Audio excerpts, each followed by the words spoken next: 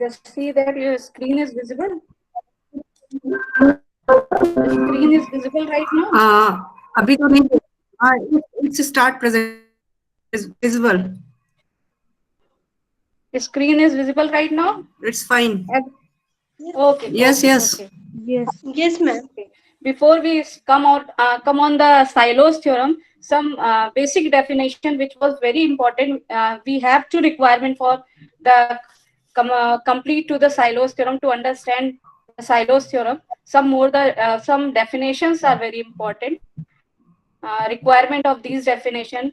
So we study about the conjugate element. We already study about the inner automorphism, in which the mapping exists from group to group and having there exists an element या एक fixed element था हमारे पास group का such that this type of element can be exist, which mapping is said to be an inner automorphism in which one of the element is fixed. Similarly, to define a conjugate element, there are two elements of a group G, A and B. They are said to be a conjugate if there exists an element X in a group such that A can be written as X inverse B of X. If this A can be written as in terms of X inverse Bx, then we say that A is conjugate to B, and it will be represented by this way. It will be represented by A conjugate B. A conjugate B, and you can also write the definition like this way: A conjugate B is equals to X B inverse. If there exists an X, A can be written in the form of if there exists X and B times X inverse. There is a one example is also here in symmetric group. Everyone knows the symmetric group, group of permutation. So S3 is a symmetric group whose order is factorial 3, that is 6, having element S3 में element सबको पता होंगे क्या क्या होता है, identity 1 2 1 3 2 3 1 2 3 and 1 3 2. तो यहाँ पर हमने एक एग्जांपल लिया हुआ है 1 2 3 is conjugate to 1 3 2. How we say that this element is A and this element is B. 1 2 3 is conjugate to 1 3 2. If there exists an element in S3 which is 2 3, then this 1 2 3 can be represented as 2 3 यानी कि X B 1 3 2 and inverse of this 2 3 which is 3 2. If 1 2 3 can be represented in this way, then we say that 1 2 3 is conjugate to 1 3 2 because it is a relation. This is a relation and this follows all the properties of reflexivity, symmetricity and transitivity. So this relation is an equivalence relation. Because of equivalence relation, we can partition this set G into a equivalence classes. Mutually disjoint equivalence classes में, because this relation is equivalence relation, so we break the group G into mutually disjoint equivalence classes, and these classes are called the conjugate classes.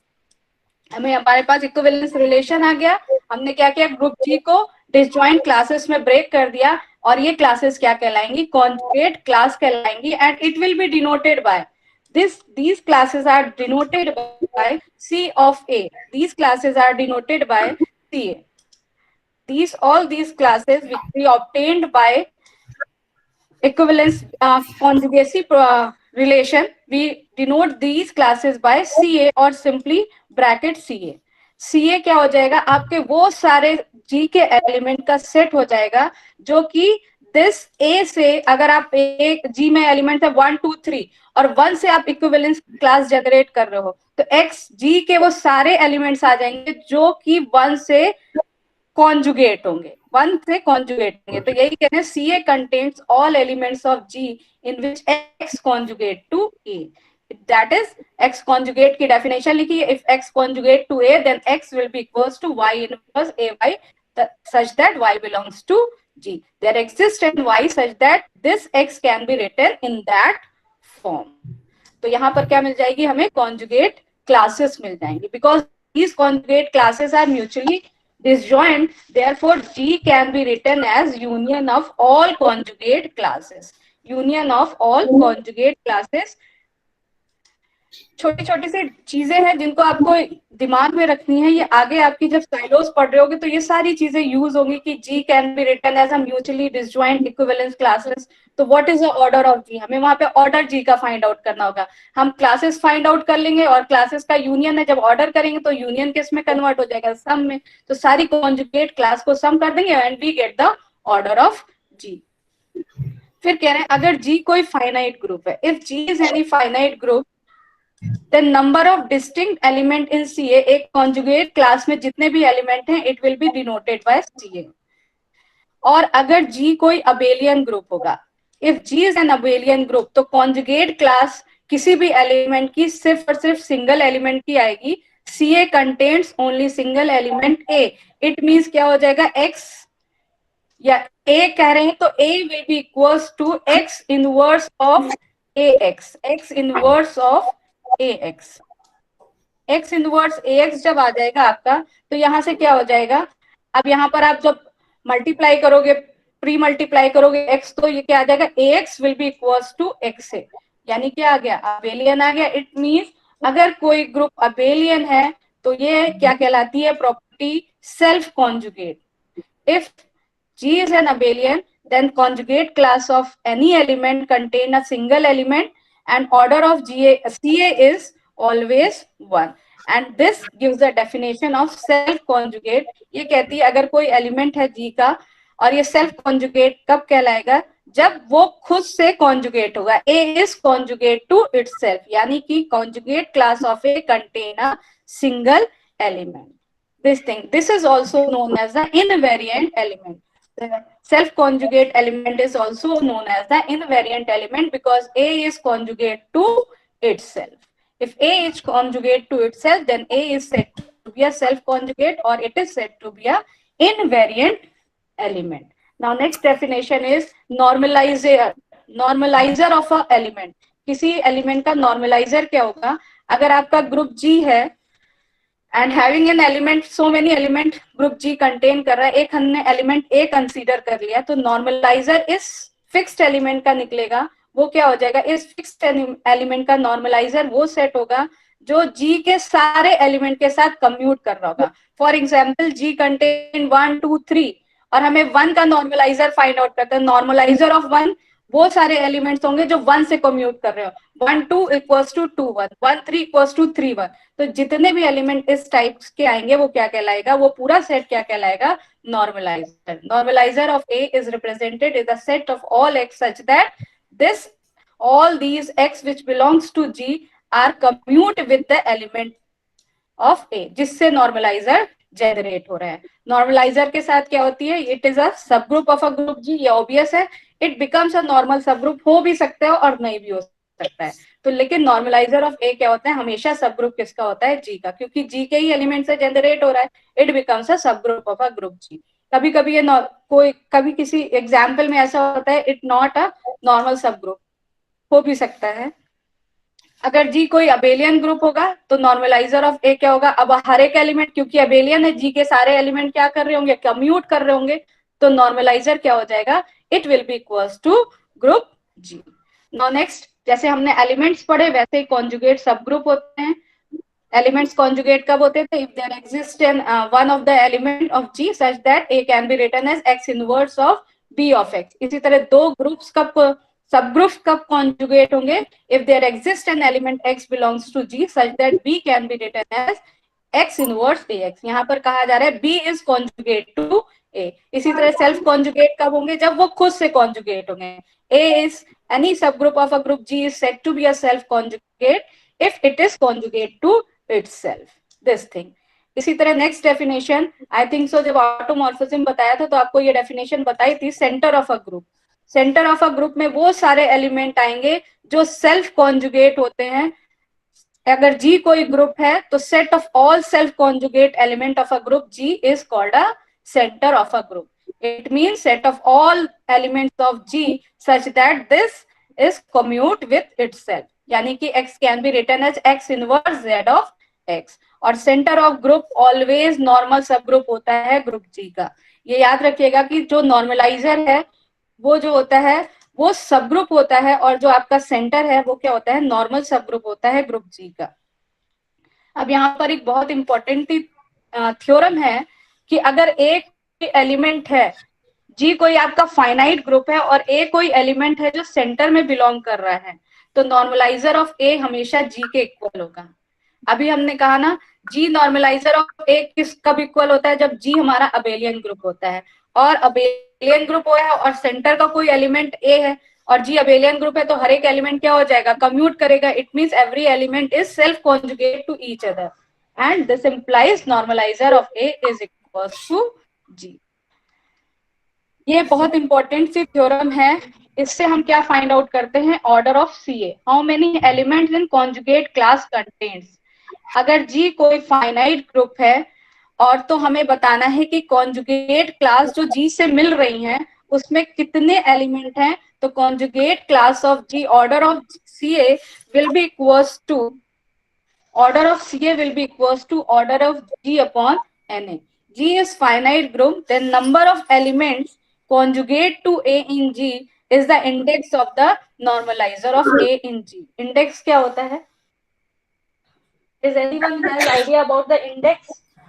Index of group?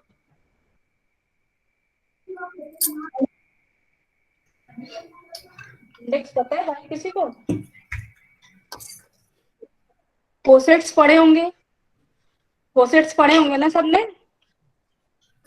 आज ही आप लोगों को lecture भेजा है index से related, पता नहीं देखा इन लोगों ने Yes, कि नहीं ma'am. देखा। इंडेक्स क्या होता है, जितने भी डिस्टिंक्ट हाँ, करिश्मा। राइट और लेफ्ट कोसेट, अगर एच कोई सब ग्रुप है ग्रुप जी का, तो इंडेक्स क्या होता है, नंबर ऑफ डिस्टिंक्ट राइट और left coset of H and G is called index of H in G. अब क्या होता है, लेग्रांजेस थ्योरम से क्या होता है, और हर सब ग्रुप का ऑर्डर जो होता है ग्रुप के ऑर्डर को डिवाइड कर रहा होता है, तो इंडेक्स क्या हो जाएगा, index will be equals to denoted by K, order of G upon order of H. यहाँ पर Na क्या है, नॉर्मल सब ग्रुप है, सॉरी Na क्या है, सब ग्रुप है ग्रुप जी का।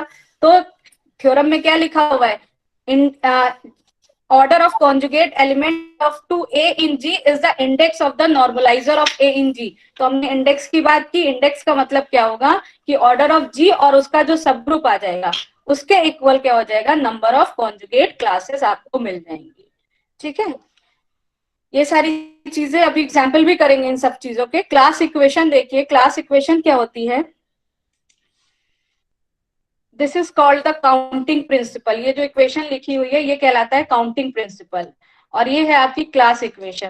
क्लास इक्वेशन क्या है, अगर जी कोई फाइनाइट ग्रुप है तो क्लास इक्वेशन ये कहती है what is the order of G, G का ऑर्डर क्या होगा अगर जी फाइनाइट ग्रुप है। तो यहाँ पर order of G find out करने के लिए हम क्या कर सकते हैं, क्योंकि अभी हमने कहा जी क्या होता है, union of all conjugate classes होता है, इसको इस तरह से समझिएगा, union of all conjugate classes होता है। तो ऑर्डर ऑफ जी क्या हो जाएगा, order of G is directly sum of all, order of G करेंगे तो union will be converted to this, a belongs to G आ जाएगा, and it will be equals to order of all conjugate, sorry order of all conjugate classes generated by A। And यहाँ पर हमने ऊपर जो counting principal लिखा उसमें order of C ए क्या लिखा है, order of G upon N A. तो यहाँ से क्या आ जाएगा, order of G upon N A will be equals to order of G upon order of N A belongs to G, where sum runs over one element A in each conjugate class. जितनी भी conjugate classes generate होगी उन सबके ए से generate हुई तो पहली conjugate class, B से जनरेट हुई तो दूसरी कॉन्जुगेट क्लास, सबको सम कर दीजिए और क्या डिफाइन कर देगा, ऑर्डर ऑफ जी। क्लियर है, यहां तक किसी को कोई कंफ्यूजन? No, ma'am. ठीक है, सेकेंड क्लास इक्वेशन सेंटर के लिए बेसिकली ये वाली क्लास इक्वेशन पे से रिलेटेड ज्यादा क्वेश्चंस आते हैं, सेकेंड क्लास इक्वेशन से कम क्वेश्चन आते हैं क्योंकि इट कंटेन अ सेंटर और a not belongs to, same thing आती है ऑर्डर। बट जब हमें कहना होता है कि prove that class equation for the given group, तो हम इस वाली क्लास इक्वेशन को वेरीफाई करते हैं कि ऑर्डर ऑफ जी जो होगा वो order of class of C ए के इक्वल होगा। ठीक है, अब देखिए हम आपको बताते हैं इसका एग्जाम्पल। एग्जाम्पल देखने से पहले थोड़ी सी चीजें और देख लो। ये है कॉन्जुगेट एंड सिमिलर परम्यूटेशन। जैसे अभी हमने एक एग्जाम्पल लिया था, बहुत अच्छे एग्जाम्पल जो होते हैं परम्यूटेशन ग्रुप के ही एग्जिस्ट कर रहे होते हैं। तो कॉन्जुगेट एंड सिमिलर परम्यूटेशन, दो परम्यूटेशन कब कॉन्जुगेट कहलाएंगे और या सिमिलर कब कहलाएंगे। दो परम्यूटेशन, सबसे पहले हम सिमिलर बता रहे हैं आपको। दो परम्यूटेशन अगर एफ और जी, परम्यूटेशन के बारे में सबको पता होगा ना, it is a function from group on to itself. तो अगर दो फंक्शंस हैं किसी भी आपके सिमेट्रिक ग्रुप में, परम्यूटेशन ग्रुप में, they are called the similar if they have the same cyclic composition. Cyclic का मीन्स क्या होता है, 1 मैप्स टू 2 मैप्स। अगर हम ये पहला एलिमेंट ले रहे हैं 1 2, तो ये क्या है, साइकिल है। This is called the second order cycle और it is called the transposition. तो 1 मैप साइकिल में क्या हो जाएगा, 1 मैप्स टू 2 मैप्स 1। इसी तरह ये थर्ड ऑर्डर की साइकिल है, 3 4 5, 3 मैप्स 4, 4 मैप्स 5, 5 मैप 3, जहां से शुरू हुई वहां पर एंड हुई। इसी तरह 4 ऑर्डर की साइकिल है, 6 7 8 9, 6 map 7, 7 8 8, 8 map 9 and 9 maps on to 6। तो ये आपकी साइक्लिक, ये एक परम्यूटेशन लिखा हुआ है। कह रहे एक दो परम्यूटेशन है सिमेट्रिक ग्रुप S9 के, ठीक। तो अगर इनका साइक्लिक परम्यूटेशन सेम होता है, F का साइक्लिक परम्यूटेशन और G का साइक्लिक परम्यूटेशन सेम होता है, तो they are said to be similar. जैसे ये एग्जांपल लिया, F में 1 2 3 4 5 6 7 8 9, ये पहला एलिमेंट ले लिया। G का एलिमेंट लिया 8 9 1 3 4 6 2 6 7 S9। तो ये दोनों क्या होंगे, सिमिलर होंगे, क्योंकि देखिए सेकंड ऑर्डर, दोनों में सेकंड ऑर्डर की साइकिल, थर्ड ऑर्डर की साइकिल एंड फोर्थ ऑर्डर की cycle. This is fourth order cycle and this is third order cycle. तो क्या है, साइक्लिक डिकम्पोजिशन जो भी एलिमेंट का किया गया है 1 से लेकर 9 तक, वो क्या है, सेम है, सेकेंड थर्ड फोर्थ। तो ये क्या कहलाएंगे, सिमिलर आपके कहलाएंगे। और यहाँ पर देखिए ये एग्जाम्पल है S9 का, 1 2 3 4 9। आपके हमने साइक्लिक परम्यूटेशन पूरा S9 का, उसको हमने दो पार्ट में ब्रेक किया और दो पार्ट में क्या किया, एक सेकेंड ऑर्डर एक थर्ड ऑर्डर। लेकिन यहाँ पर दूसरा F, इसको हम F1 लेते हैं, इसको G1। यहाँ पर एक 4 फोर्थ है और दूसरा भी 1 2 3 4 5 फिफ्थ ऑर्डर का। तो ये इसमें साइक्लिक परम्यूटेशन जो साइक्लिक डिकम्पोजिशन है ये सेम नहीं है, तो ये सिमिलर नहीं कहलाएंगे। इसी तरह दो परम्यूटेशन आपके कॉन्जुगेट कब होते हैं, अगर एक ऐसा परम्यूटेशन, जैसे एलिमेंट है वैसे ये भी है परम्यूटेशन, अगर दो परम्यूटेशन हम कहते हैं कि दे आर कॉन्जुगेट, तो एक ऐसा परम्यूटेशन एग्जिस्ट करना चाहिए उस S3 या S4 या S5 जिसमें भी आप कह रहे हैं सिमेट्रिक ग्रुप में, such that this G can be written as permutation F permutation का इनवर्स, लाइक दैट एलिमेंट, जैसे एलिमेंट था वैसे ही आपका परम्यूटेशन है। तो दो परम्यूटेशन कॉन्जुगेट कब कहलाएंगे, अगर एक ऐसा परम्यूटेशन एग्जिस्ट करेगा उस ग्रुप में कि second permutation can be written as theta F theta inverse, यानी G is conjugate to F। यहाँ पर लिया वही एग्जाम्पल, 1 2 3 एंड 1 3 2 आर कॉन्जुगेट। तो 2 3 ऐसा परम्यूटेशन एग्जिस्ट कर रहा है that 1 2 3 can be written as theta inverse 1 3 2 theta. Theta is 2 3. 2 3 exists in S3 such that this 1 2 3 can be written as this thing. You can verify that. आपको permutation multiply करना आता है, आप मल्टीप्लाई करो, theta inverse ये क्या हो जाएगा, 3 2 हो जाएगा। 1 3 2 और 2 3 आपस में मल्टीप्लाई करो, देखो रिजल्टेंट 1 2 3 आ जाएगा, रिजल्टेंट 1 2 3 आएगा, ठीक है।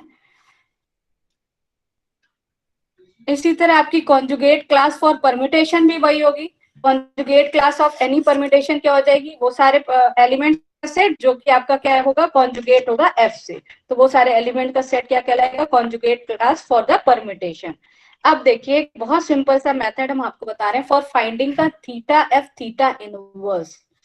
For finding theta F theta inverse कैसे हम कॉन्जुगेट फाइंड आउट करेंगे। तो ये क्या कहता है, अगर F कोई परम्यूटेशन, किसी ग्रुप का परम्यूटेशन ग्रुप का एलिमेंट है, कोई फंक्शन है, वो कहां से कहां पर डिफाइंड है, F is defined from I to J। जैसे F कोई है, F 1 2 है, तो आपका क्या होता है, F इज 1 2, तो क्या होगा, अगर ये साइकिल है F इज 1 2, तो साइकिल है तो 1 मैप्स 2 एंड 2 मैप्स 1, 2 मैप्स 1। तो यानी क्या हो गया, F map I to J, F is a mapping from I to J, then theta F theta inverse is a mapping from theta I to theta। That is, it is defined the rule how we find the theta F theta inverse। बिल्कुल बहुत सा है, अगर आपको theta, in order to compute theta F, theta inverse replace every symbol in F by its theta image, theta की image से replace कर दीजिए, you get theta F theta inverse. जैसे ये लिखा है थीटा 1 2 3 थीटा इनवर्स, जहां पर थीटा की वैल्यू क्या है 1 2 3 4 5, थीटा इज 1 2 3 4 5। आपको ये एलिमेंट कैलकुलेट करना है, 1 2 3 का कॉन्जुगेट कहाँ क्या होगा जब थीटा की वैल्यू ये है। ये एग्जाम्पल ये कह रहा है find the conjugate of 1 2 3 if theta is this thing, theta is also belongs to S5। तो यहाँ पर क्या हो जाएगा, आपने लिखा थीटा, क्योंकि बाय दिस रूल ये कहता है कि every theta F theta inverse is replaced by theta image, यानी थीटा यहाँ पर ये क्या हो जाएगा F theta F inverse is replaced by theta 1 theta 2 and theta 3। अब थीटा वन की इमेज क्या है 5, थीटा, यही तो कहते हैं theta image, every symbol in F by its theta image. तो थीटा 1 की इमेज क्या है, यहां से देखिए क्या है थीटा 1 की इमेज, इट इज 5, तो एलिमेंट क्या आ जाएगा 5। थीटा 2 की इमेज क्या है 4, theta 2 is 4, it is 4 and theta 3 is 1, you have 1। तो आपका 1 2 3 का कॉन्जुगेट एलिमेंट क्या आ जाएगा 5 4 1। इजी है,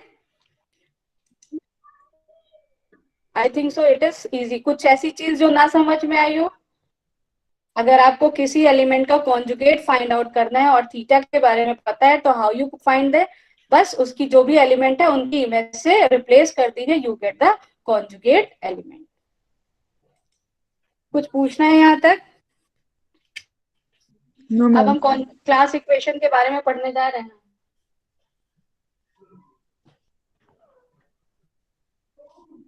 Find all the conjugate class of S3 and verify the class equation for S3। पहले कह रहे हैं कि सारी conjugate class S3 की फाइंड आउट करो और फिर जो आ जाए आपकी conjugate class उसके लिए class equation वेरीफाई करिए। तो सबसे पहले हमें ये पता होना चाहिए कि S3 में ये सारे एलिमेंट्स होंगे। S3 में कितने एलिमेंट्स है 1 2 3 4 5 6 एलिमेंट। तो सबसे पहला एलिमेंट आइडेंटिटी है, तो आइडेंटिटी की कॉन्जुगेट क्लास फाइंड आउट करते हैं। आइडेंटिटी क्या होगा इटसेल्फ, आपका क्या होगा सेल्फ कॉन्जुगेट होगा, तो आइडेंटिटी की कॉन्जुगेट क्लास क्या आ जाएगी सिर्फ और सिर्फ आइडेंटिटी। इसी तरह हमारा सेकेंड एलिमेंट है 1 2, 1 2 की कॉन्जुगेट क्लास फाइंड आउट करते हैं। 1 2 की कॉन्जुगेट क्लास क्या हो जाएगी, एक ऐसा परमिटेशन एग्जिस्ट करना चाहिए such that it theta 1 2 theta inverse, इस टाइप के जितने भी एलिमेंट यहाँ पर होंगे जो इस प्रॉपर्टी को सेटिस्फाई कर रहे होंगे वो सारे इसकी कॉन्जुगेट क्लास में आ जाएंगे। तो हमारी जो पहली वाली रिजल्टेंट रूल कहा था उसमें कह रहा था अगर हमें ये एलिमेंट्स फाइंड आउट करना है तो हम क्या कर देते हैं थीटा 1 थीटा 2 से रिप्लेस कर देते हैं। It will be equals to theta F theta inverse will be equals to theta 1 theta 2, theta is an element of S3। अब थीटा आप सपोज करिए थीटा कहीं और का तो होगा नहीं, इन्हीं में से एलिमेंट्स होगा, और क्योंकि हम सेकेंड ऑर्डर का फाइंड आउट करना है तो सेकेंड ऑर्डर का लेंगे। तो हमने पहला एलिमेंट मान लीजिए 2 3 ले लिया, पहला एलिमेंट दिस इज थीटा, इसको हमने थीटा कंसीडर कर लिया। तो यहाँ पर कहता है थीटा 1, अब ये साइकिल लिखी है यानी कि 1 मैप्स 1 2 मैप्स 3 और 3 मैप्स 2।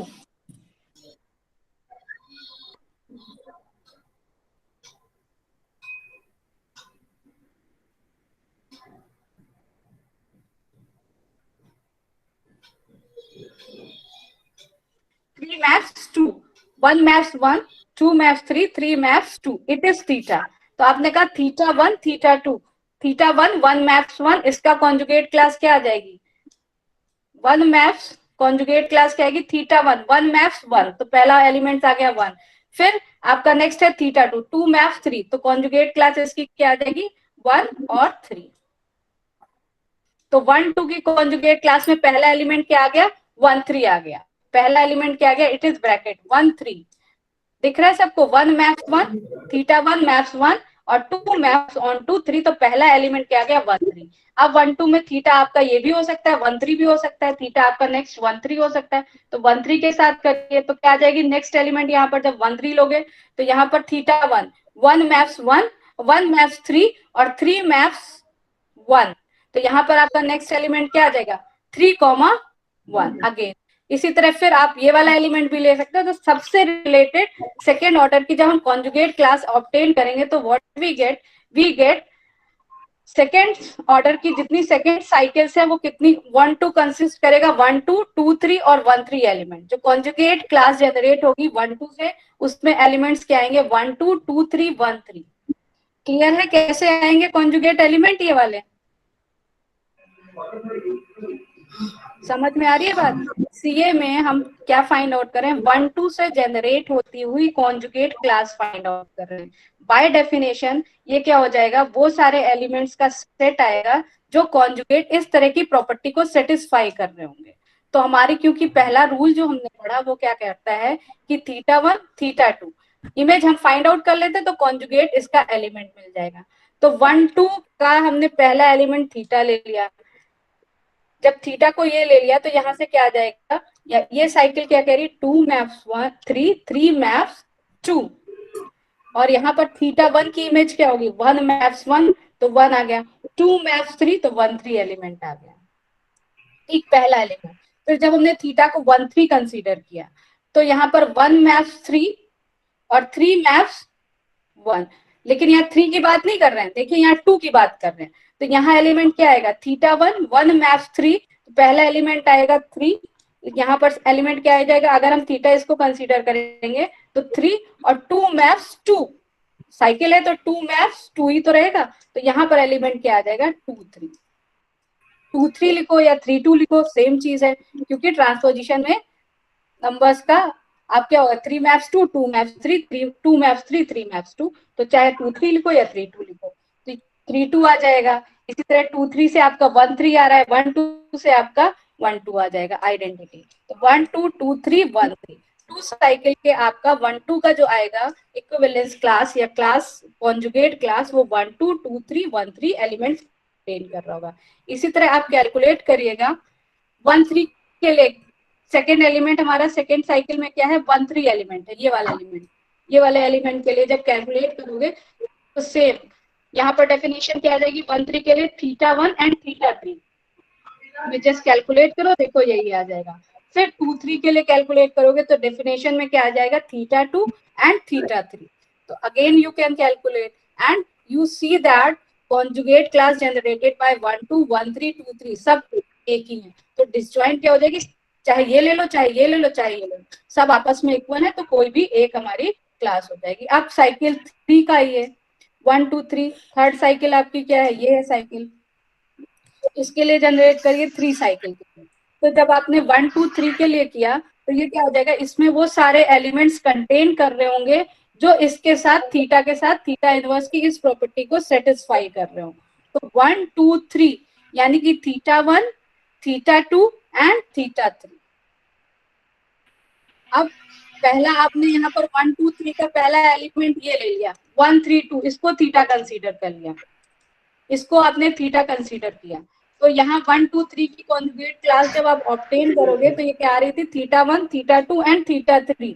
तो θ1 1 यहाँ पर साइकिल में क्या मैप कर रहा है 1 मैप्स ऑन टू 3 तो क्लास क्या बनेगी 3 क्लास का पहला एलिमेंट 3 3 मैप्स 2 फिर सेकेंड θ2 2 मैप्स ऑन टू 1 यानी 1 और फिर θ3 3 मैप्स ऑन टू 2 तो 3 1 ये बन जाएगी आपकी एलिमेंट।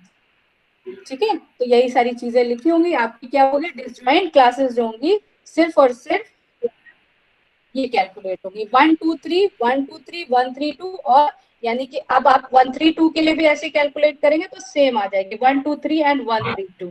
तो डिसजॉइंट इक्विवेलेंस क्लासेस क्या मिल रही हैं आपकी पहली आइडेंटिटी 1 2 और 1 3 तो 3 डिसजॉइंट इक्विवेलेंस क्लासेस या कंजुगेट क्लासेस मिल रही है that will be denoted by p3 is equals to 3।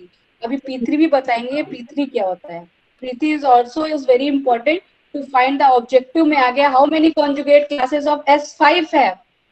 अगर आपको P5 पता होगा you can quickly find within a minute you can find the conjugate classes of S5. You can calculate the conjugate classes of S7, S9 when you know about the P. What is P3? What is P4? What is P6? ठीक है, इससे पहले समझने से पहले हम लोग conjugate class, हमारा ये क्वेश्चन जो था वो कह रहा था वेरीफाई भी कर लो इन क्लासेस को, क्लास इक्वेशन को। तो हमारा क्लास इक्वेशन क्या होती है कि G कैन बी, आपने देखा G can be written as S3 can be written as union of all distinct conjugate classes. तो ऑर्डर ऑफ G क्या हो जाएगा, summation of order of CA. अब सीए का ऑर्डर क्या हो जाएगा, आइडेंटिटी की क्लास में कितने एलिमेंट थे, पहला आइडेंटिटी की क्लास में C of identity have single element which is I. 1 2 में कितने एलिमेंट थे, 3 एलिमेंट थे। अभी आपने कैलकुलेट किया, it has 3 element, 1 2 1 3 and 2 3। And 1 2 3 से जनरेटेड कॉन्जुगेट क्लास में कितने एलिमेंट थे, 2। यहाँ पर क्या है, order of G will be equals to order of C a, sum of all order. तो पहला element I C a, C I plus C I 1 2 and plus C I 1 2 3, सबको ऐड कर दीजिए because here it is sufficient.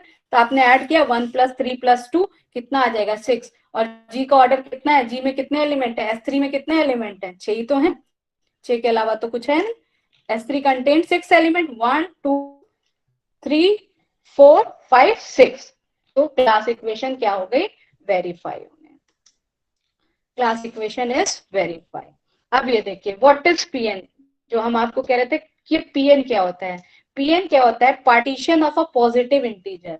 किसी भी positive integer का partition क्या कहलाता है, it will be represented by PN. अगर एन कोई पॉजिटिव इंटीजर है, एन को कितने पार्ट में ब्रेक करके, नंबर ऑफ पार्टीशन, यहाँ पर नंबर लिखना चाहिए था, number of partition of positive integer is denoted by PN.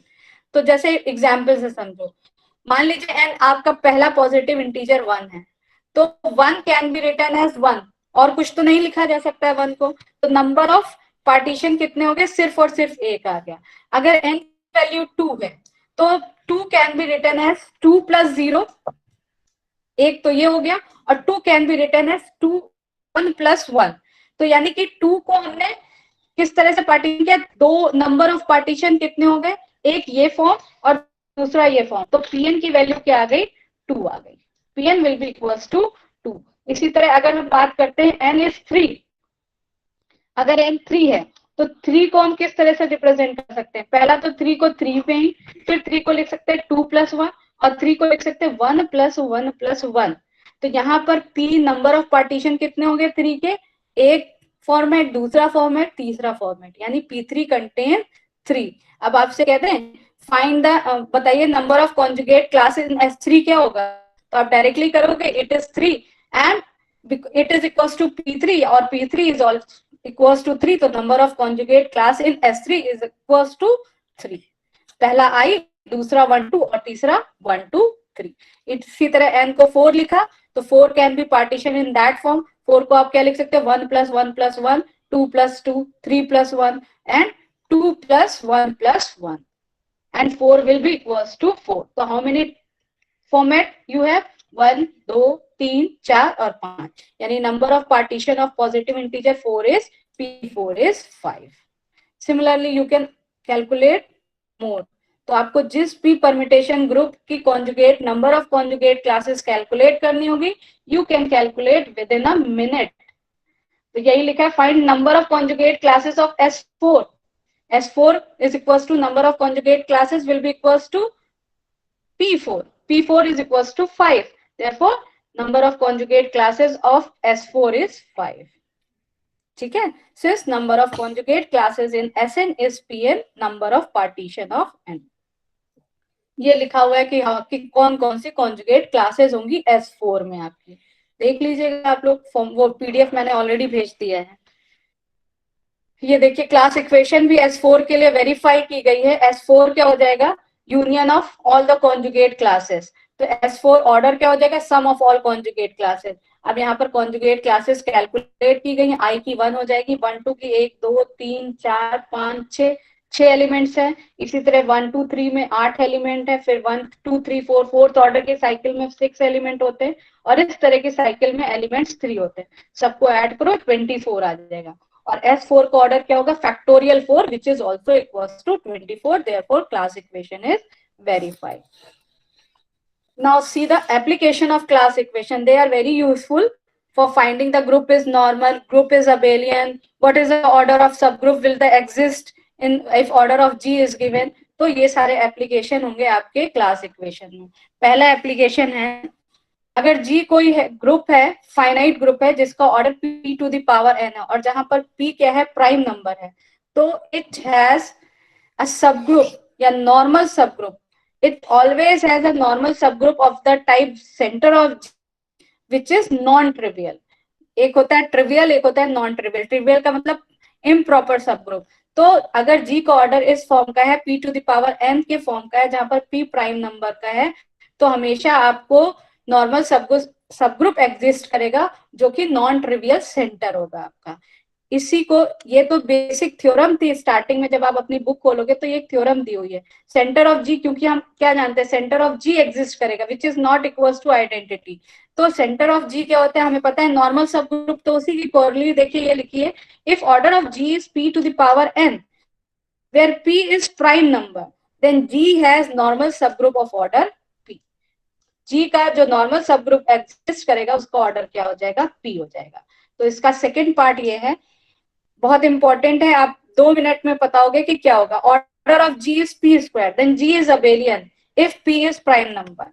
अगर किसी ग्रुप का ऑर्डर p स्क्वायर लिखा जा सकता है जहां पर p क्या है, प्राइम नंबर है, तो वो ग्रुप g क्या होगा, अबेलियन होगा। हमने कहा g का ऑर्डर 25 है, इस ग्रुप g इज अबेलियन। बताओ भाई, अगर g का ऑर्डर 25 है, क्या g अबेलियन होगा?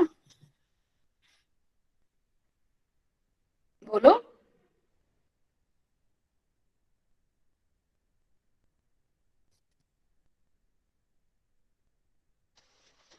If order of G is 25,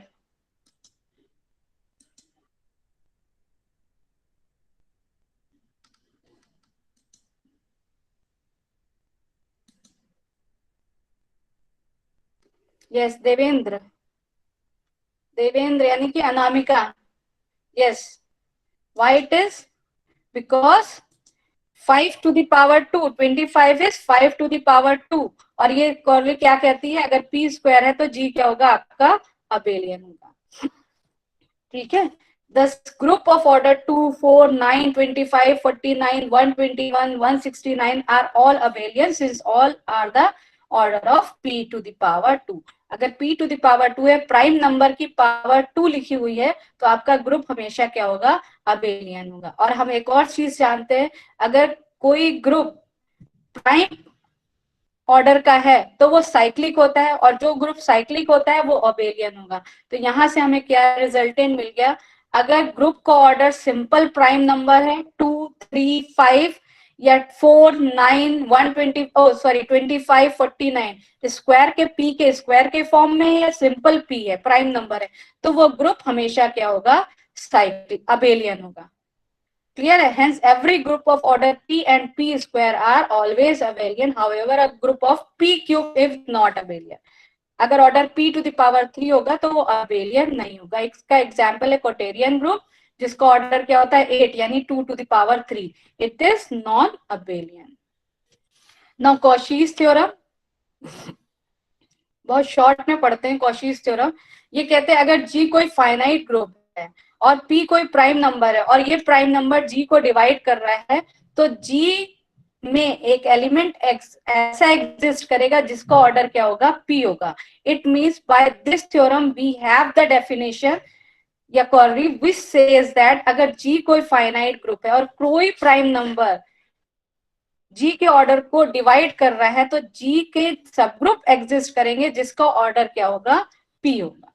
if G is a finite group and P divide, prime number जो है वो डिवाइड कर रहा है। अब यहाँ पर जी सिर्फ फाइनाइट ग्रुप का है, जी के ऑर्डर की बात नहीं की है, वो कुछ भी हो सकता है, कोई भी नंबर हो सकता है, लेकिन कोई प्राइम नंबर अगर उस जी के ऑर्डर को डिवाइड कर रहा है तो हमेशा जी has sub group, ji must have sub group of order P. आपको ये श्योर हो जाएगा कि उस जो नंबर डिवाइड कर रहा है उस नंबर का सब ग्रुप जरूर एग्जिस्ट करेगा।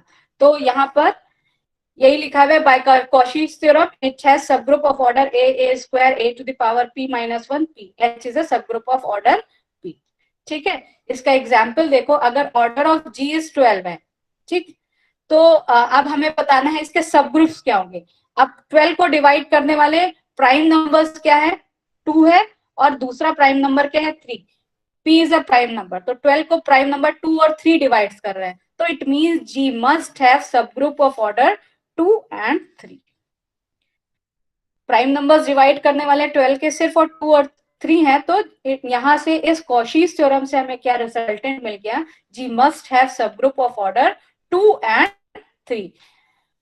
अब और कौन कौन से सब ग्रुप होंगे, किस ऑर्डर के होंगे, ये हमें नहीं पता है, लेकिन ये श्योर है कि it has sub group of order 2,3. इसी तरह अगर G का ऑर्डर 30 है तो 30 को डिवाइड करने वाले प्राइम नंबर्स क्या हैं 2, 3 एंड 5, तो it must have sub group of order 2, 3, 5. Clear है?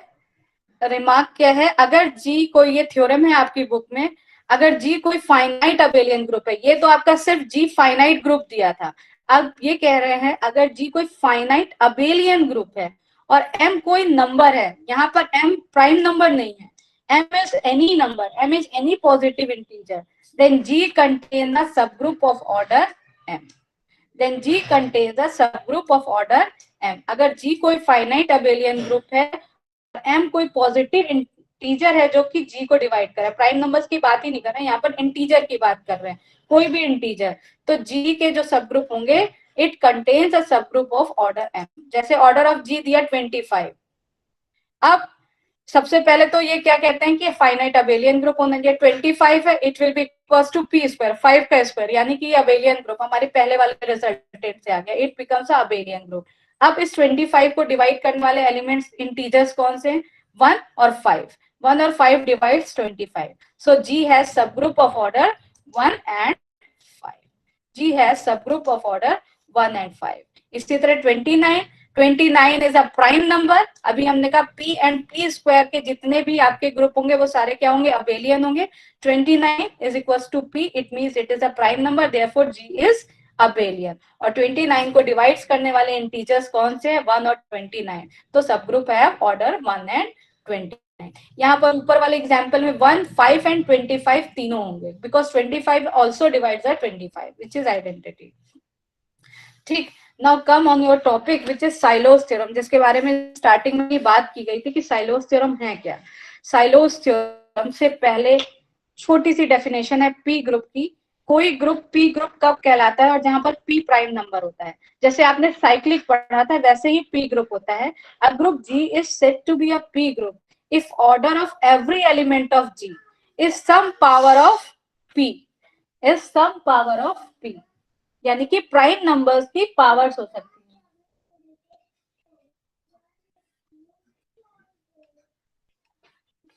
तो ये क्या है, पी ग्रुप क्या कहलाएगा, अगर जी के हर एक एलिमेंट को आप क्या लिख सकते हो, सम पावर्स ऑफ जी. यहाँ पर सबसे अच्छा एग्जांपल क्वोटेरियन ग्रुप देता है जिसका ऑर्डर आपका 8 होता है.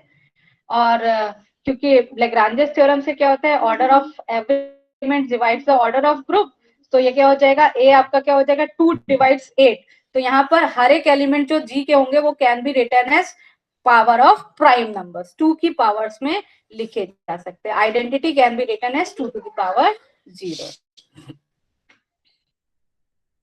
ये रिमार्क कह रहा है, वेरी इंपॉर्टेंट रिमार्क है, कहते हैं कि अगर कोई जी फाइनाइट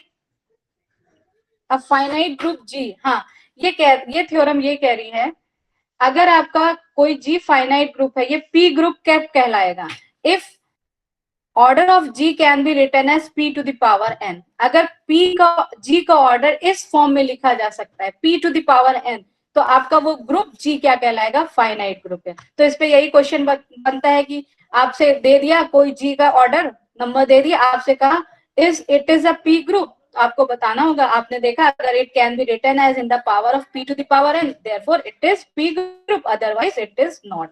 जैसे यहाँ पर दिया है g, order of g is 36, which of the following is p group, जैसे ऑर्डर ऑफ g लिखा हुआ है 36, तो it can be written as 6 to the power 2, तो 6 is not a prime number.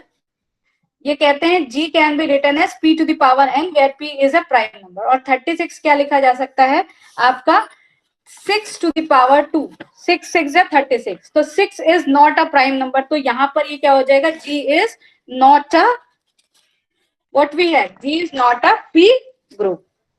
इसी तरह order of G is equal to 128. 128 को क्या लिख सकते हो? 128 क्या होगा? 2 to the power 7. 2 to the power 7. 128 is 2 to the power 7. अब 2 is prime number और n is integer. तो 2 to the power 7 is equals to 128. It means it can be written in the power of prime numbers. Therefore, it is a G group whose order is P group, whose order is 128.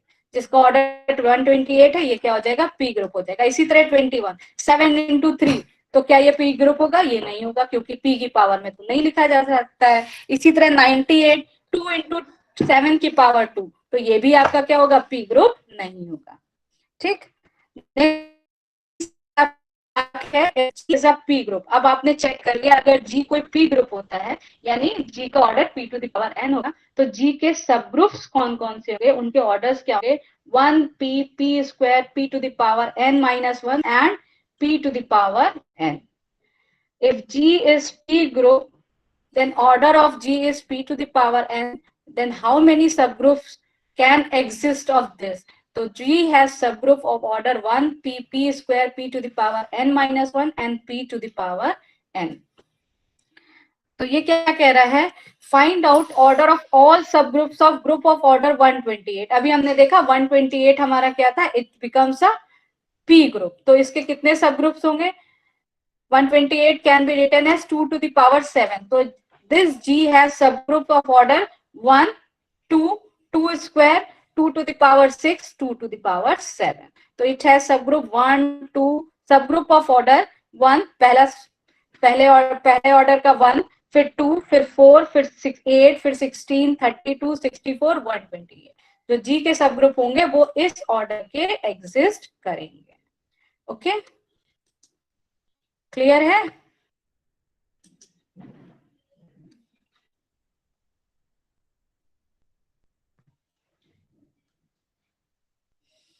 Any subgroup next कह रहा है any subgroup of order p to the power n minus 1 is a group of a group in a group of G of order p to the power n is normal in G. बहुत important है ये सारी चीजें. Normal और सब groups क्या होंगे और वो सब ग्रुप नॉर्मल कब होगा? तो अगर कोई G कोई P ग्रुप है और उसमें सब group p to the power अगर P ग्रुप होगा तो जाहिर सी बात है उसमें सब ग्रुप जो होगा p to the power n minus 1 का तो होगा ही होगा क्योंकि पहला वाला रिजल्ट क्या कहता है? It has sub group of order 1 p p square p n minus 1 and p to the power n. तो जो p to the power n minus 1 का सब ग्रुप होगा दिस ऑर्डर का वो सब ग्रुप क्या होगा? Exactly it is a normal in G. It is a normal सब group of a group G. जैसे ऑर्डर ऑफ G हमने कहा 27 है. 27 can be written as 3 to the power 3. It means it can be written as prime की power some number. 3 is prime number और उसकी power 3. तो 27 it means G is a P group. अब इसके सब ग्रुप्स क्या होंगे?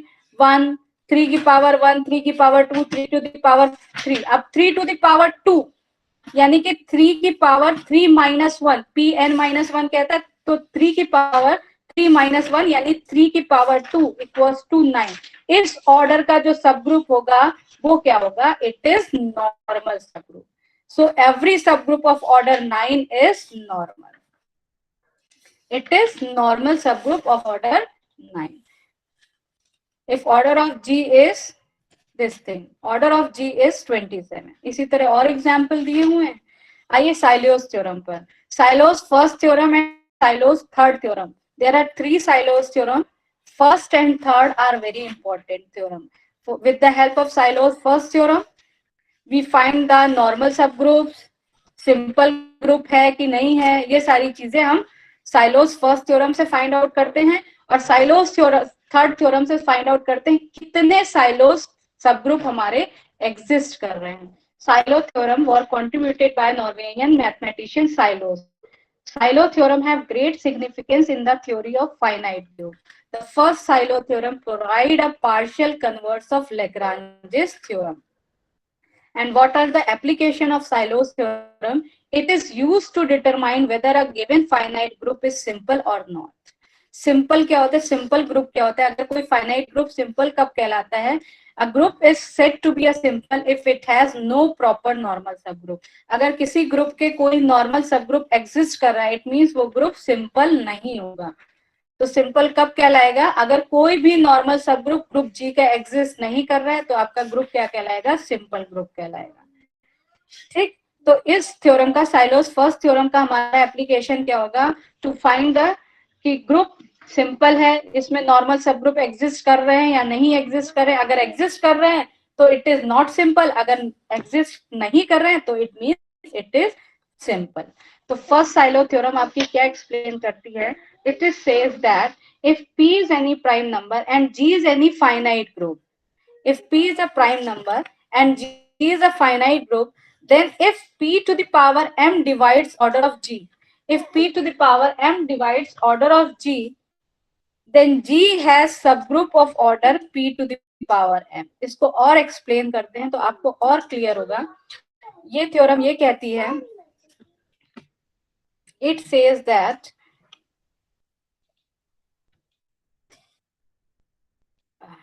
particular case of Syloh's first theorem, a particular case of Syloh's first theorem says that if p is prime number such that p divide p to the power m divides order of g। यहाँ पर g सिर्फ finite है, आपको g के order के बारे में नहीं पता है, सिर्फ p to the power m is any positive integer and p is any prime number। अगर इस तरह का कोई इंटीजर g के ऑर्डर को डिवाइड कर रहा है और p to the power m plus 1 doesn't divide order of g, then g has subgroup of order p to the power m। यानी g का ऑर्डर क्या हो जाएगा, p to the power m हो जाएगा। कुछ इसी तरह की वहां पर भी थी कि p सब ग्रुप्स कब होंगे, तो यहाँ पर देखिए, वहां पर p ग्रुप हमने डिफाइन किया था, यहाँ पर they are called the Sylow's p सब ग्रुप।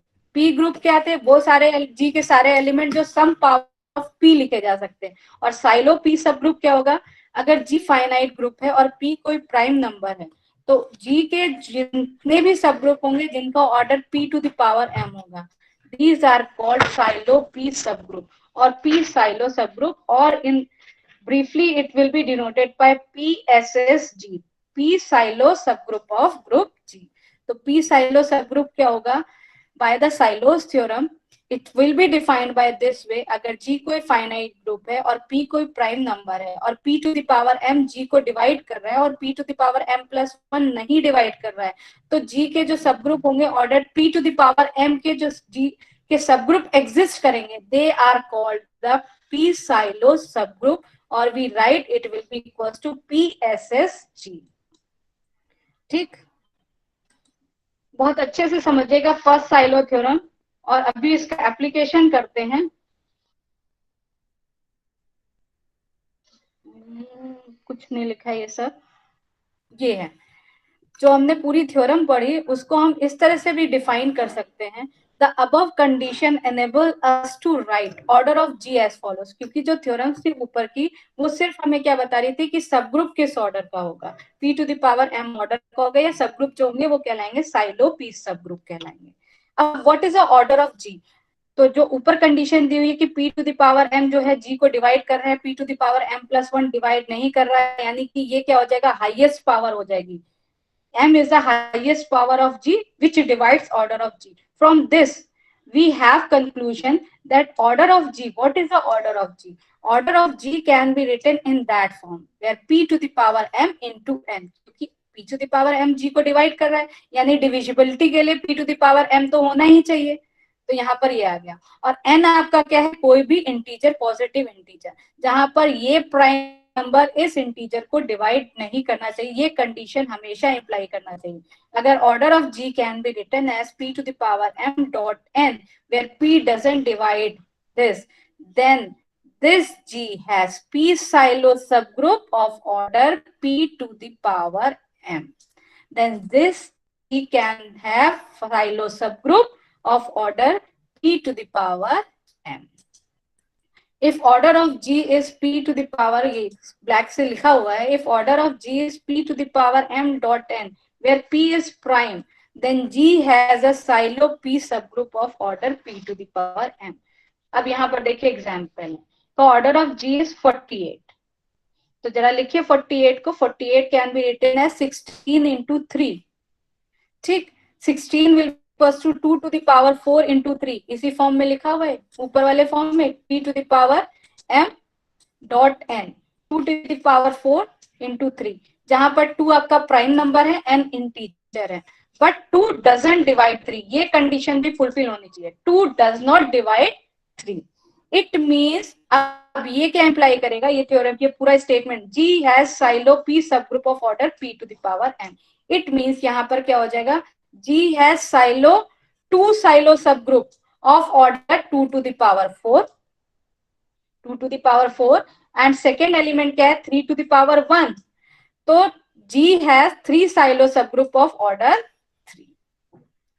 ये भी तो प्राइम नंबर है, प्राइम नंबर की सम integral power, 2 is prime number, 3 is prime number। ये कहता है order of G can be written 16 into 3, यानी 2 की पावर P की पावर सम एलिमेंट्स, P की power some integer and P की पावर सम, तो 16 into 3 can be written in that way। It means by the theorem, first Sylow's theorem, it has 2 Sylow subgroup of order 16 and it also have 3 Sylow subgroup of order 3। Clear है, 3 Sylow subgroup of order 3।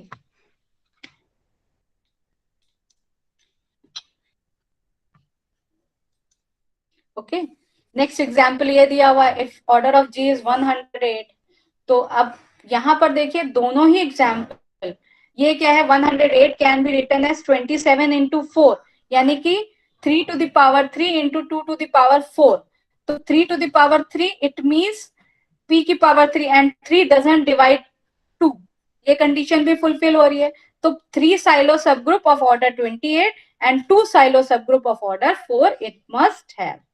तो Sylow सब group की help से first theorem से हमें क्या मिल गई कि हाउ मेनी साइलो सब group of a finite group possesses, कितने साइलो सब ग्रुप एग्जिस्ट करेंगे, किस ऑर्डर के साइलो सब ग्रुप एग्जिस्ट करेंगे, ये साइलो की फर्स्ट थ्योरम से मिल गई। साइलो की जो थर्ड थ्योरम है, सेकेंड अभी बताते हैं, पहले थर्ड देखते हैं, क्योंकि दोनों जो है इक्विवेलेंस है लगभग। पहली थ्योरम ने हमें बताया कि किस ऑर्डर के साइलो सब ग्रुप्स मिलेंगे, सेकेंड ऑर्डर 2 साइलो सब ग्रुप मिलेंगे, 3 साइलो सब ग्रुप मिलेंगे, 5 साइलो सब ग्रुप मिलेंगे, और किस ऑर्डर के मिलेंगे। जो थर्ड साइलो सब ग्रुप थ्योरम है वो बताती है हाउ मेनी साइलो पी सब group can exist of a finite group, कितने साइलो, नंबर ऑफ साइलो सब ग्रुप कितने होंगे। जैसे आपने कहा 2 साइलो सब ग्रुप एग्जिस्ट किए ऑर्डर 27 के, तो वो कितने होंगे वो बताएगा साइलो थर्ड थ्योरम। ये कहती है the number of that will B denoted by NP and suffix में P, the number of silo P subgroup of a finite group G is given by NP will be equals to 1 plus KP, where K is nothing, it is a number 0, 1, 2, 3, 4 up to infinite, where NP divides order of G. Silo's third theorem states that the number of silo P subgroup of a finite group G is given by, how they are given by 1 plus KP, where K is numbers 0, 1, 2, 3, where NP always divides order of G। ये condition fulfil होना चाहिए कि NP जो है वो order of G को divide करना चाहिए। और इसका बहुत अच्छा सा एक रिजल्टेंट ये देख लीजिए, अगर इस G के कोई सिंगल सब ग्रुप एग्जिस्ट कर रहा है, मान लीजिए आपने NP कैलकुलेट किया, हाउ मेनी 2 साइलो सब ग्रुप्स निकाला, ठीक, जो भी था आपका पहला आपका जो एग्जाम्पल था, ये एग्जाम्पल था, ये कह रहे थे कितना ऑर्डर क्या था G का 48 था, तो 2 साइलो सब ग्रुप एग्जिस्ट कर रहा था, और आपने फाइंड आउट किया कि हाउ मेनी 2 साइलो सब ग्रुप ऑफ G हैव, तो ये आया सिर्फ और सिर्फ एक सब ग्रुप। तो अगर G का सिर्फ और सिर्फ एक सब ग्रुप आएगा, सिर्फ और सिर्फ एक सब ग्रुप, तो आपका क्या हो जाएगा, if G has only exactly one सब ग्रुप, साइलो P सब group, then this subgroup is normal in G and then G is not simple। समझ में आ रही है बात, then G is not simple। simple कब होगा,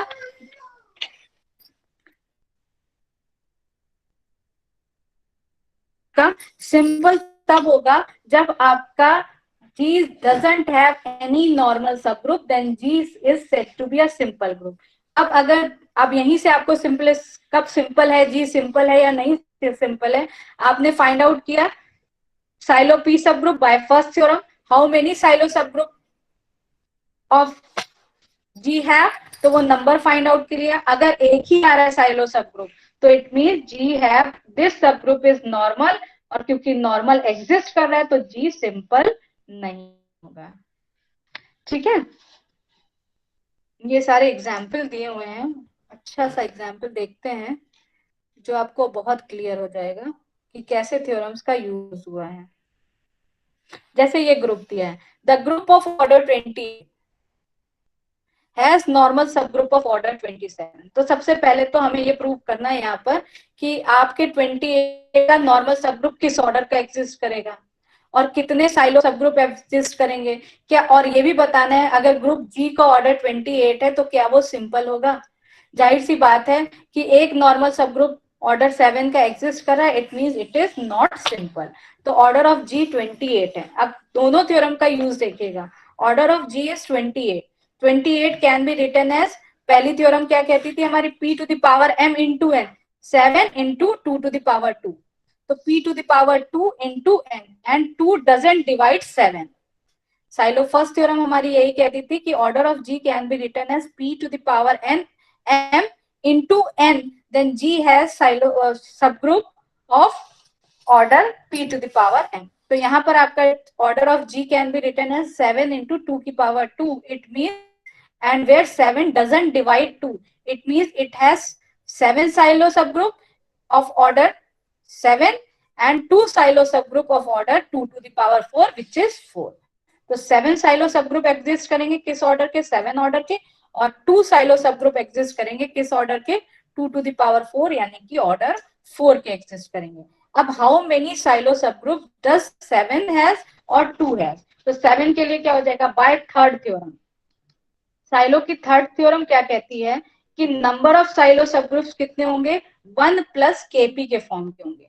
तो यहाँ पर नंबर ऑफ 7 साइलो सबग्रुप के फॉर्म के हो जाएंगे, n7 लिखेंगे, np होता था वहां पर, तो 7 निकाल रहे हैं तो n7 1 प्लस p के होता था, तो p क्या है यहाँ पर 7 है, तो क्या हो जाएगा 7k, where k is 0 1 2 3 and so on, where n7 divides order of g, और ऑर्डर ऑफ g क्या है 28। ये कंडीशन आपकी फुलफिल होनी चाहिए, n7 डिवाइड्स ऑर्डर ऑफ 28।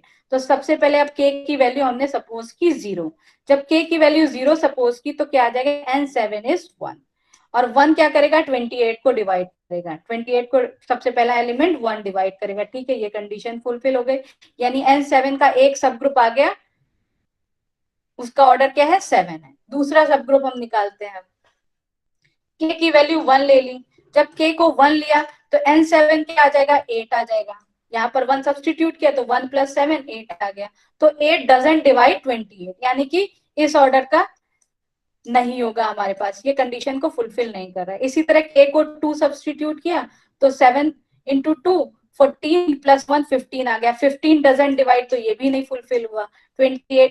इसी तरह आप आगे करते गए 3 लिया, 21 प्लस 2 22 आ गया, तो वो भी 22 भी 28 को डिवाइड नहीं करेगा, एंड सो ऑन। अब इसके बाद जब नंबर लेंगे 4 लेंगे तो वो ग्रेटर देन 28 आ जाएगा, तो उसको कंसीडर ही नहीं करेंगे। तो लेस देन जितने भी 28 नंबर n7 28 आया और कंडीशन को फुलफिल नहीं कर रहा है, तो यानी कि सिर्फ और सिर्फ एक सब ग्रुप एग्जिस्ट किया, एक ही बार कंडीशन फुलफिल हुई। तो 7 साइलो सब group whose order is 7 have subgroup only one subgroup, it has only one subgroup, so there exists exactly 1 7 silo subgroup H of G whose order is 7, because it is single, therefore it is normal in G, और normal सब group कितने order का आ गया 7, because it has normal सब group, G has normal सब group, therefore G is not simple. Clear है? Similarly you can calculate how many Sylow सब ग्रुप ऑफ 2 साइलो सब group of order 4 should exist.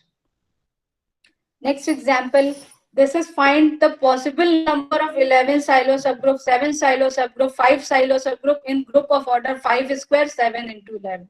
Just like same way, 11 का क्या हो जाएगा n11 1 plus 11 के, and 11 should divide order of G. तो के की वैल्यू चूज करते जाइए, सब्स्टिट्यूट करते जाइए, जहां डिविजिबिलिटी आ रही है इट मीन्स उतने ऑर्डर का आपको उतने नंबर ऑफ सब ग्रुप्स मिल रहे होंगे। ठीक, तो n11 1 आ जाएगा। जब आपने k को 0 लिखा तो 1 डिवाइड्स दिस 5 स्क्वायर 7 11, और जब आपने k की वैल्यू 2 रखा तो क्या आ जाएगा, n11 इज 12, नहीं डिवाइड करेगा, और करते जाइएगा, कोई भी ऐसा नंबर नहीं मिलेगा जो डिवाइड कर रहा होगा। तो यानी कि 11 साइलो सब group of order 11 has only one silo subgroup। तो वन सब ग्रुप होगा तो यानी कि ये नॉर्मल होगा, और नॉर्मल होगा तो जी क्या हो जाएगा, जी इज नॉट सिंपल। इसी तरह n11 n7 के लिए क्या कहा, तो इसी तरह आप k की वैल्यू सपोज करते जाइए, सब्स्टिट्यूट करते जाइए। 5 रखा, 5 के लिए करते जाइए, 5 के लिए देखिए 2 आ रहे हैं, 1 जब k की वैल्यू 0 रखा तो 1 हमारा डिवाइड कर रहा है, k की वैल्यू 1 रखा तो हमारा 1 + 5 6 आ गया, 6 डजंट डिवाइड। लेकिन जब k की वैल्यू 2 रखा तो 5 2 10 11 आ गया, और 11 जो होगा वो डिवाइड करोगे 5 स्क्वायर 7 × 11 को, यानी यहाँ पर जो ऑर्डर 5 के हैं वो कितने सब ग्रुप्स होंगे, 1 और 11। तो G हैज 1 और 11 साइलो 5 सब group of G of order 25। ठीक है, इसी तरह एग्जाम्पल्स दिए हुए हैं। ये आपका एक छोटा सा थ्योरम है, if order of G is P Q, जैसे कहा इस group of order 15 is cyclic, इस तरह से आता है, group of order 15 is cyclic. तो ये थ्योरम ये कहती है अगर जी का ऑर्डर पी क्यू है and P Q are distinct prime, दो अलग अलग प्राइम नंबर हैं जहां पर पी की वैल्यू क्यू से छोटी है, and p does not divide q minus 1, then g is cyclic। for example, जैसे g को p कहा 15 ऑर्डर का है तो 15 can be written as two distinct prime number 5 into 3,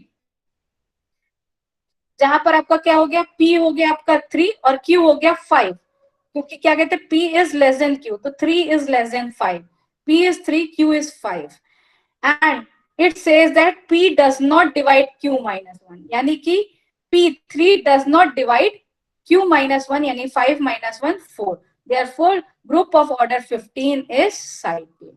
Similarly, you can find that group of order 33 is cyclic, group of order 56 is cyclic, 30 is cyclic, 108 is cyclic। तो ये सारी चीजें आप कर सकते हो। G has normal subgroup of order 3 to the power k where k is greater than equals to this। Now silo second theorem देख लेते हैं। साइलो सेकंड थ्योरम आपकी क्या स्टेट करती है, इट स्टेट्स दैट, यहां पर है, एक minute, this thing, it states that if G is finite group such that p to the power m divides order of G and p to the power m plus 1 doesn't divide order of G, then G has subgroup of order p to the power m। ये तो silo की first theorem है, sorry ये है, any two silo p subgroup of a finite group of G or conjugate in G। ये कहती है कि अगर दो साइलो सबग्रुप हैं किसी फाइनाइट ग्रुप के तो ये क्या होंगे, कॉन्जुगेट होंगे, G में कॉन्जुगेट होंगे। For example, if P and Q are two silo subgroup, if P and Q are two silo subgroup, then Q is conjugate to P, Q is conjugate to P। ये आपकी silo second theorem है। I think so आपको silos की तीनों theorems clear हो गई होंगी। प्रज्ञा ma'am, examples भी क्लियर हो गए होंगे, मुझे नहीं लगता और डिटेल में बताने की जरूरत है। It's all about from the group of automorphism chapter, unit 1। और number silos is और cyclic, तो ये क्यू पैटर्न के अकॉर्डिंग बहुत इंपॉर्टेंट है। डिस्क्रिप्टिव भी मोस्टली पूछते हैं और इनका बेस्ड क्वेश्चंस हैं, कंपटीशन लेवल पे भी सॉलिड से रिलेटेड क्वेश्चन कंपटीशन लेवल पे भी पूछे जाते हैं।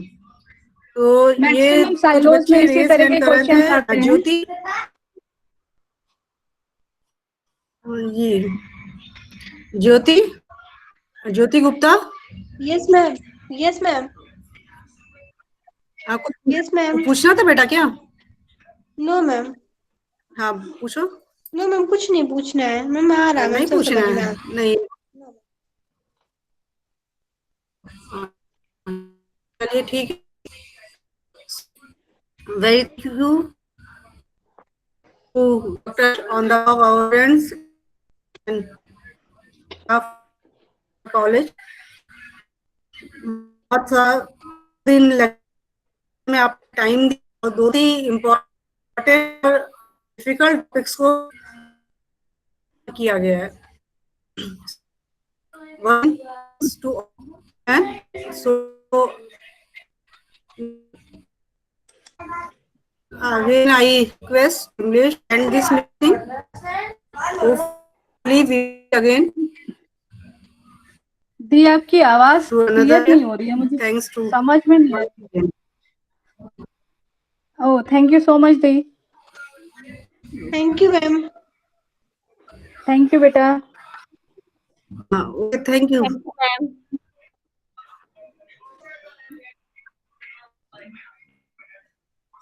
Abdul English.